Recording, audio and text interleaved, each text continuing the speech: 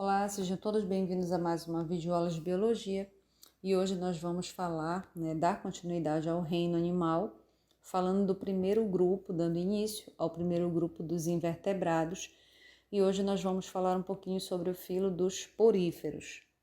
Bom, primeiramente, devemos saber que os animais invertebrados pertencem ao reino animal e são caracterizados pela ausência de coluna vertebral e crânio. Fazem parte desse grupo as borboletas, as formigas, os vermes, as minhocas, os ouriços do mar, as esponjas, entre outros animais. E hoje, como eu falei, nós vamos dar ênfase, ao grupo dos poríferos, falando, citando as esponjas.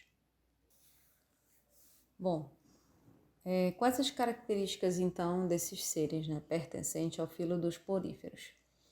Primeiramente, poríferos, essa palavra vem do latim, onde poros significa poro e ferre significa possuidor. Então, são animais invertebrados, aquáticos, que possuem um corpo repleto de pequenos poros. Também conhecidos como esponjas, esses animais vivem fixos no substrato, não apresentando, portanto, nenhum tipo de movimentação. Os poríferos podem ser encontrados sozinhos, viver sozinhos, ou formando colônias, e vivem principalmente em ambiente marinho, mas também podem existir espécies de esponjas, em água doce. Agora nós vamos ver sobre a estrutura corporal desses seres, como é que eles estão organizados. Primeiramente, é importante dizer que a organização do corpo desses seres é muito simples, não sendo observada a presença de órgãos ou de sistemas. Eles geralmente apresentam um corpo cilíndrico com uma cavidade central, que nós vamos denominar de espongiocele ou átrio, e uma abertura localizada no topo do animal, que é denominada de ósculo. Toda a parede do corpo da esponja vai ser formada por duas camadas de células, que são separadas pelo mesóide.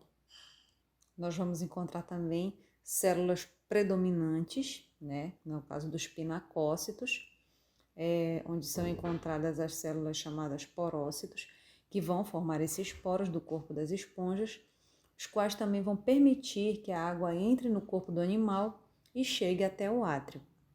Então, a função dos poros é exatamente essa, facilitar a entrada da água no corpo desses animais, que são considerados animais filtradores, para que ele consiga fazer o seu metabolismo.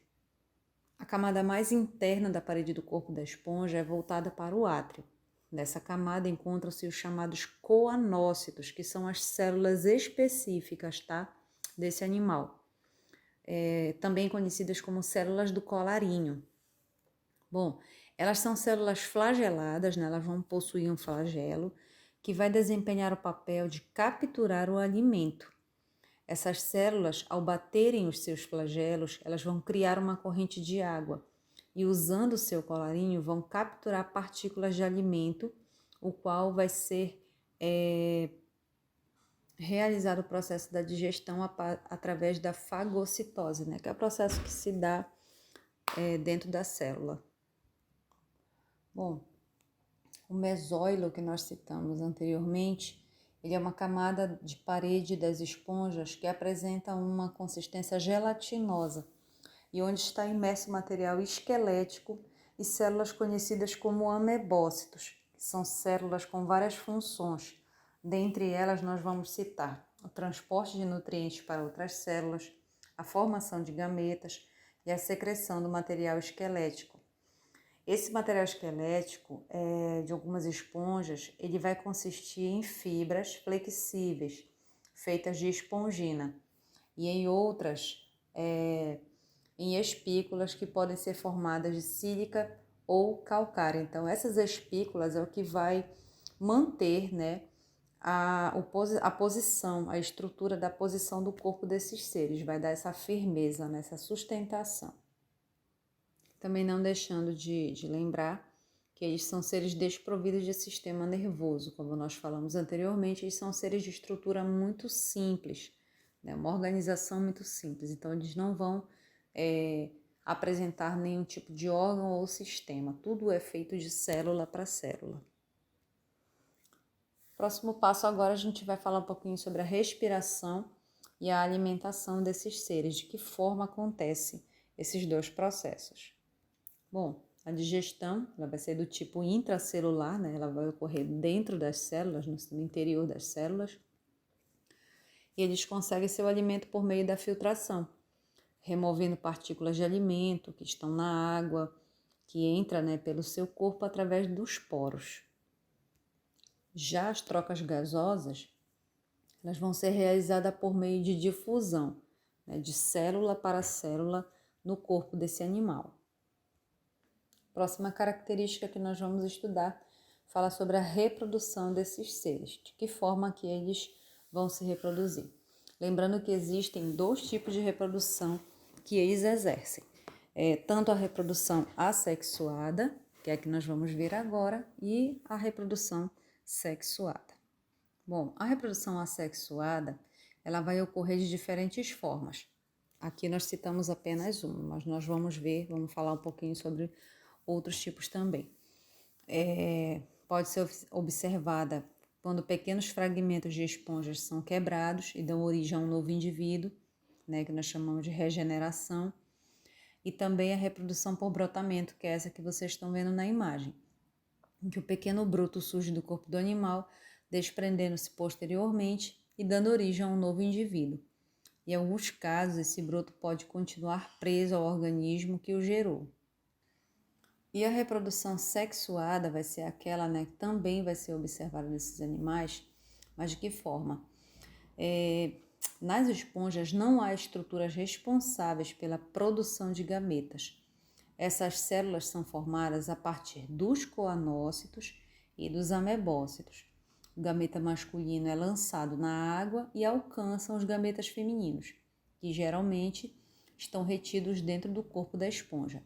Ocorre então a fecundação, dando origem a uma larva flagelada que apresenta capacidade de movimentação. Essa larva é levada pelas correntes até que se fixa no substrato, originando uma nova esponja. Vale destacar que a maioria das esponjas é hermafrodita, tá? Ou seja, ela apresenta os dois sexos.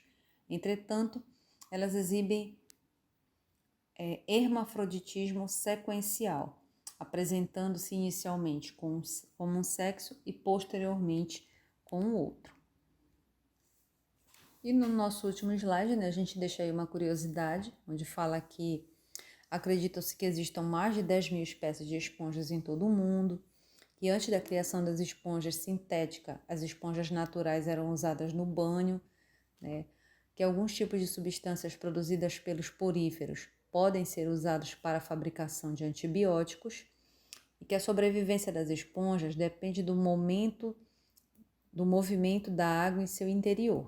Uma esponja com 10 centímetros de altura e 1 centímetro de diâmetro chega a movimentar mais de 20 litros de água por dia. Então, são curiosidades, né, do reino animal para a gente sanar nos nossos conhecimentos. E desde já, deixo aqui o meu abraço para todos vocês, espero que tenham gostado da aula e até o nosso próximo encontro, dando continuidade ao reino animal, falando novamente dos invertebrados, porém nós já vamos falar sobre o filo dos quinidários. Então, eu aguardo vocês até lá. Um abraço.